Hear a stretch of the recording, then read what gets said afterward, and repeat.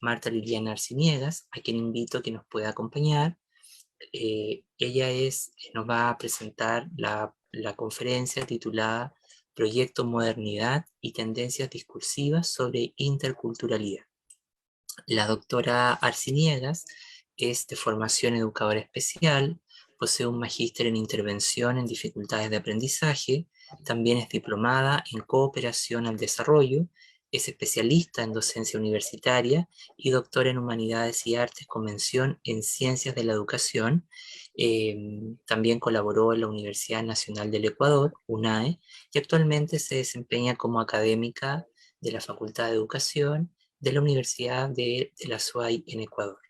Profesora Marta Liliana, es un placer que usted nos pueda acompañar el día de hoy. Dispone de 20 minutos para su intervención. La escuchamos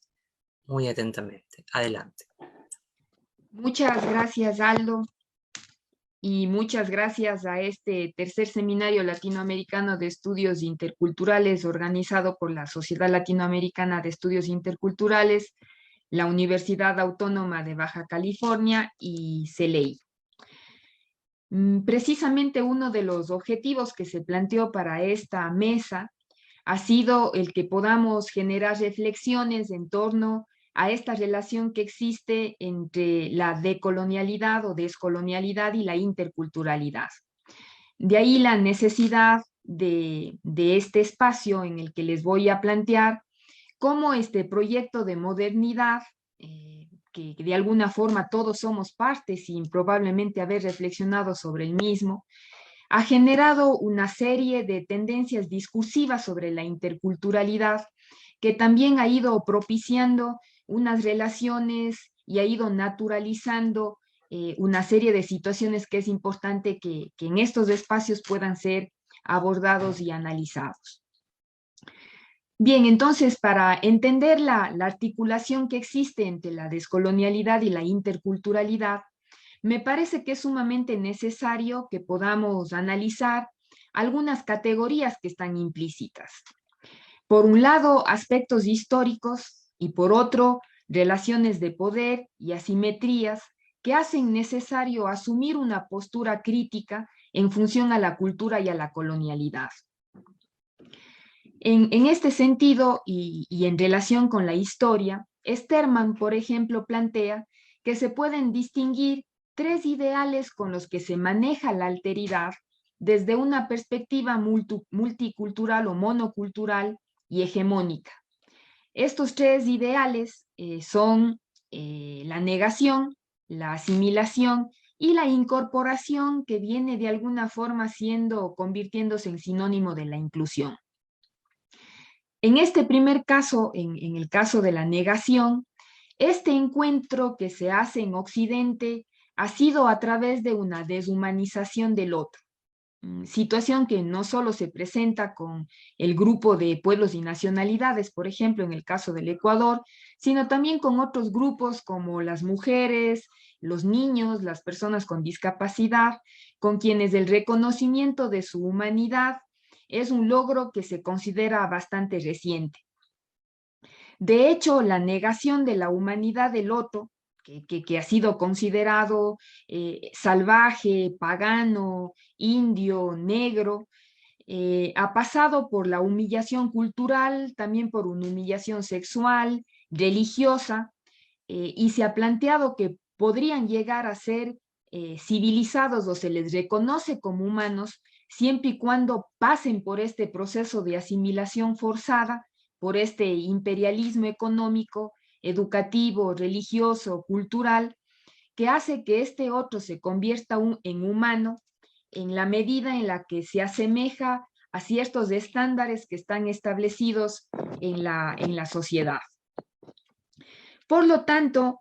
lo que se ha visto reflejado es que podemos darnos cuenta que dentro de este proceso de asimilación forzada se presenta, por ejemplo, una conversión civilizatoria, se presenta también una occidentalización, por ejemplo, del idioma nativo, una cristianización de las costumbres religiosas e incluso una racionalización de las cosmovisiones indígenas que casi siempre han sido consideradas en la mayoría de los casos como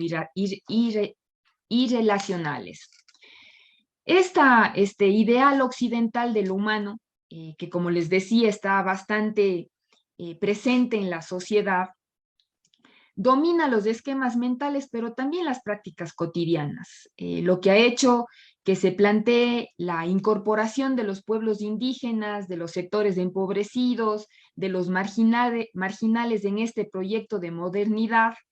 que hace que aparezca el discurso de la inclusión, pero lastimosamente con una imagen desfigurada de la interculturalidad.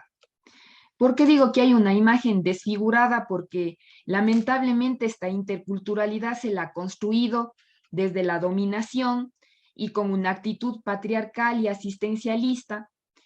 pues siempre está sujeta o aparece a través de un sujeto activo que es el que incluye y un objeto que es incluido. Y que obviamente esta situación se justifica a través de un proyecto de desarrollo, de planes de bienestar, de este proyecto de modernización, actualmente por todos los proyectos que tenemos a nivel tecnológico, también por la participación que hoy en día que se considera que es clave para responder a las necesidades que se presentan en la sociedad. De ahí la necesidad de poder generar estos espacios, decía, que nos permiten retomar esta filosofía crítica, esta filosofía intercultural crítica, que precisamente posibilite que este proceso de descolonización o en este proceso se tome en cuenta que existen estas relaciones de poder y que obviamente son las que evidencian asimetría entre las culturas. La historia plantea que han sido diversos los métodos de exterminio, de dominación, de reducción, de sometimiento que se han ido empleando frente a las diferencias culturales. En un principio, esto se lo hizo empleando la fuerza. Yo creo que todos nos podemos acordar de todos estos procesos en los que la muerte fue una de las características bastante comunes. Pero ahora ya no se lo hace a través de esos mecanismos, sino más bien se toma en cuenta o se lo hace con estos programas de desarrollo, con estos planes de evangelización, incluso con programas y con proyectos educativos, y entre otros proyectos más, que a través de estos modelos de asimilación, desde esta perspectiva etnocentrista, han mantenido estos mecanismos de control y de organización social frente a grupos que siguen siendo considerados incivilizados y en el que esta concepción esencialista siempre ha estado presente. Y eso ha hecho creer en el contexto en general, en el contexto latinoamericano en particular, que su naturaleza está definida y obviamente que por esta naturaleza se pone en peligro al resto de la sociedad. Esta realidad refleja también que se ha asumido una noción estática de cultura, que es la que también va haciendo que las complejas diferencias que existen a nivel racial, diferencias a nivel étnico, a nivel de género, diferencias culturales o de estilo de vida, más bien sean entendidas como algo intrínseco o como algo propio de los genes de la gente, y que termina siendo que se les distinga y que se les separe para siempre. En esta sociedad multicultural, que no es lo mismo que intercultural, este razonamiento ha ido haciendo que más bien se generen una especie de pozo de monoculturas que están atadas, pero que también a la par están divididas para siempre entre un nosotros y un ellos. Esto ha generado, y lo dice Escliar, una cierta obsesión por los diferentes, al plantear que estos diferentes han sido consecuencia de un largo proceso de diferencialismo, que están vinculados incluso con actitudes de discriminación. Así, por ejemplo, la mujer siempre va a ser considerada el problema en la diferencia de género, el negro es considerado el problema en la diferencia racial, el niño o el anciano terminan siendo considerados el problema de la diferencia de edad, el sordo, por ejemplo, es el problema en la diferencia de lengua, lo que implica que existan miradas que terminan asociando estas características de estas diferencias con la inferioridad o con la identidad única. La historia colonial ha hecho que en el caso del Ecuador, la diversidad de nacionalidades y pueblos originarios sobrevivan a pesar de la violencia que ha sido generada por estas relaciones de poder. Hay una serie de paradigmas que han sido diseñados desde la visión de unicidad y que han sido elaborados a través de una especie de telaraña sobre el ser, el pensar, el sentir y el vivir. Las luchas, las protestas, las propuestas que se han logrado ha permitido que este Estado uninacional y obviamente que la monocultura se termine autodefiniendo como intercultural y plurinacional. De hecho, es lo que actualmente tenemos establecido en la Constitución de la República del Ecuador. Y eso ha permitido que se reconozcan los derechos de las colectividades desde las propias cosmovisiones y desde una nueva forma de conceptualizar y de construir el Estado que intenta descolonizar la estructura que actualmente tenemos presente. Sin embargo, también hay que reconocer que este discurso multicultural recurrente se ha convertido en la principal base ideológica de la educación inclusiva y de hecho su carácter polisémico ha llegado a convertirse en una especie de comodín que está presente en casi todos los discursos políticos que actualmente se han convertido en una moda. Los nombres auténticos con los que los pueblos y las nacionalidades indígenas se identifican históricamente, por ejemplo, no tribus o minorías étnicas, no jíbaros o colorados, no cabezones o longos, reflejan la presencia de una violencia institucionalizada que ha estado presente a lo largo de la historia. Así como también ha habido un excesivo control administrativo que ha mantenido y que sigue manteniendo este Estado uninacional y que obviamente establece una costumbre que termina folclorizando la cultura, y eso se ha hecho bastante evidente, sobre todo en el contexto educativo, en donde lo intercultural se limita a una semana que se vive en las instituciones educativas, en donde se retoman las formas de vestir, las costumbres, y probablemente la comida, la música, pero sin darnos cuenta que se terminan imponiendo valores que son totalmente ajenos a su cosmovisión, o que, por ejemplo, en el transcurso del tiempo se han ido diseñando un sinnúmero de dispositivos cuyo objetivo obviamente ha sido eliminar la identidad cultural y hacer que se generen estos procesos de homogenización. Para Rodríguez hay una constante histórica en los procesos de relación social que están caracterizados por un lado por la dominación y por otro por la colonialidad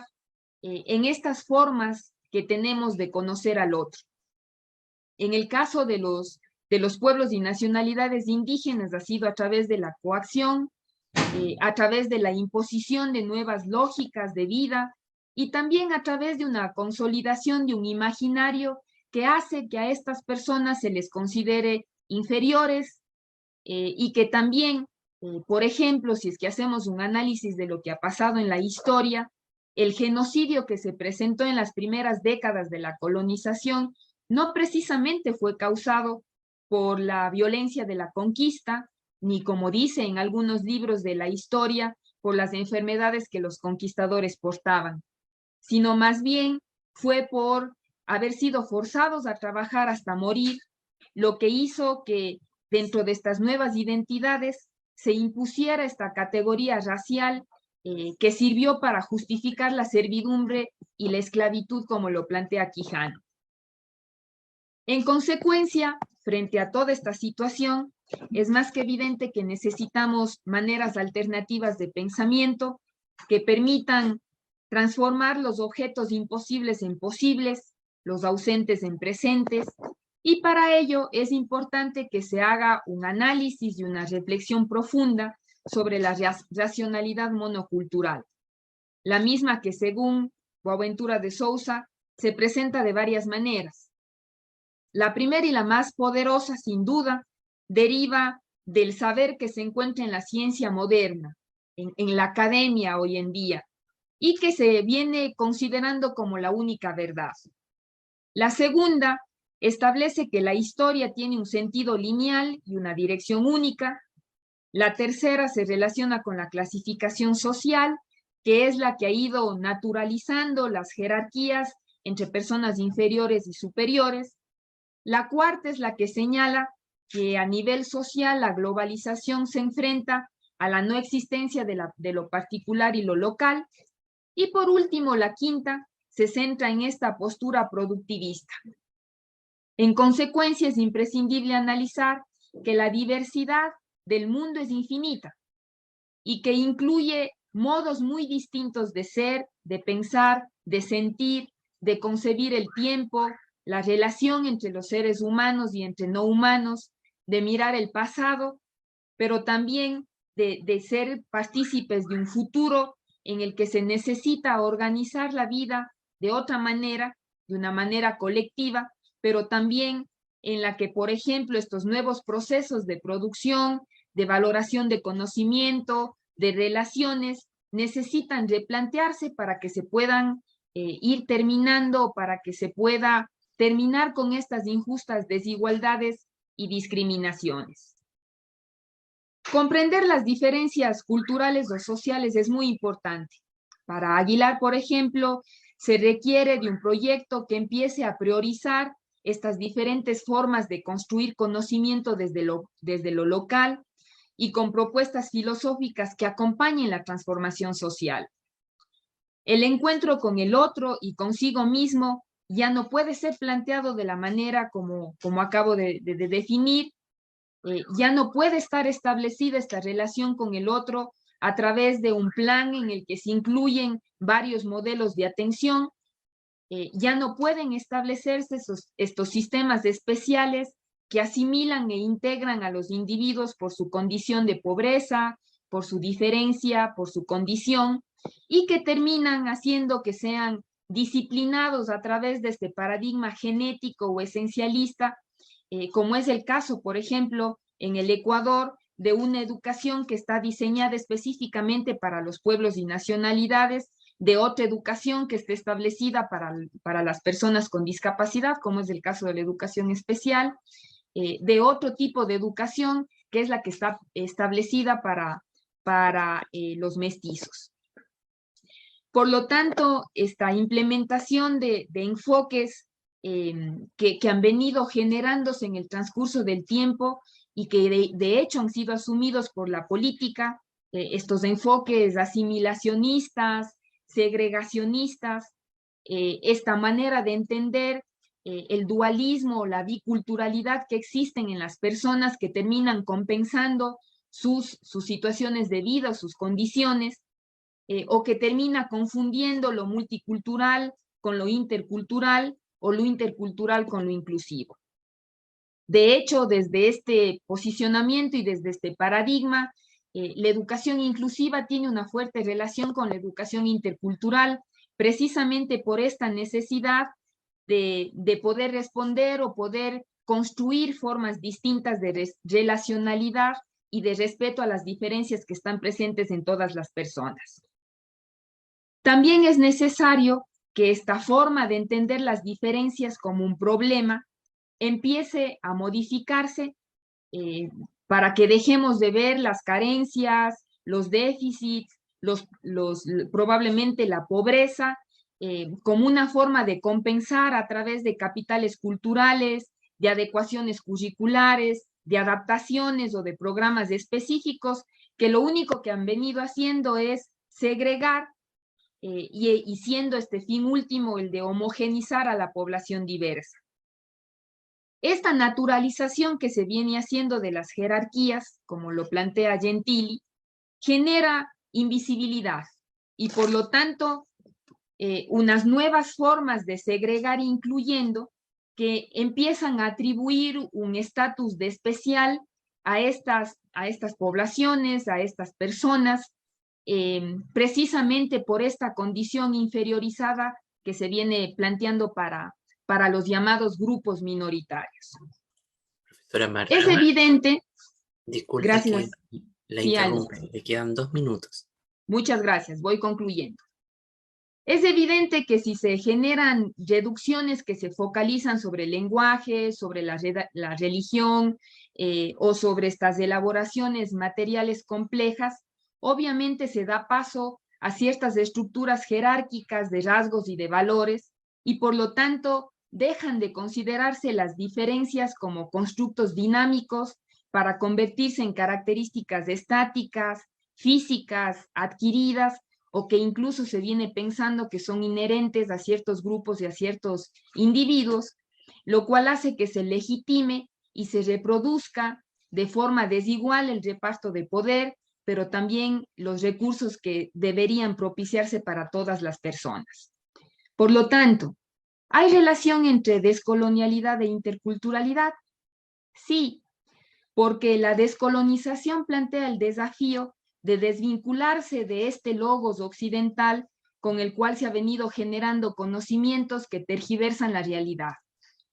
Mientras que la interculturalidad establece comprender la alteridad, abandonando esta identidad negativa, una identidad que está relacionada con la inferioridad y con los esencialismos propios del proyecto de modernidad, del que sin ni siquiera habernos dado cuenta, somos parte. En conclusión, estas concepciones que están centradas en el dualismo deberían afectarse por la idea de diferencias y singularidades que son propias del ser humano. Es evidente que las racionalidades son las que fragmentan, clasifican, etiquetan y generan discursos y retóricas que terminan reforzando la división social, que legitiman la segregación y la exclusión, y de ahí esta necesidad urgente de poder reconceptualizar, pero también de reimaginar desde una postura crítica que permita construir una relacionalidad distinta en función ya no solo a esta coexistencia, sino a esta necesidad de convivir y a estas nuevas formas de pensar, de sentir, de actuar y de vivir. Muchas gracias.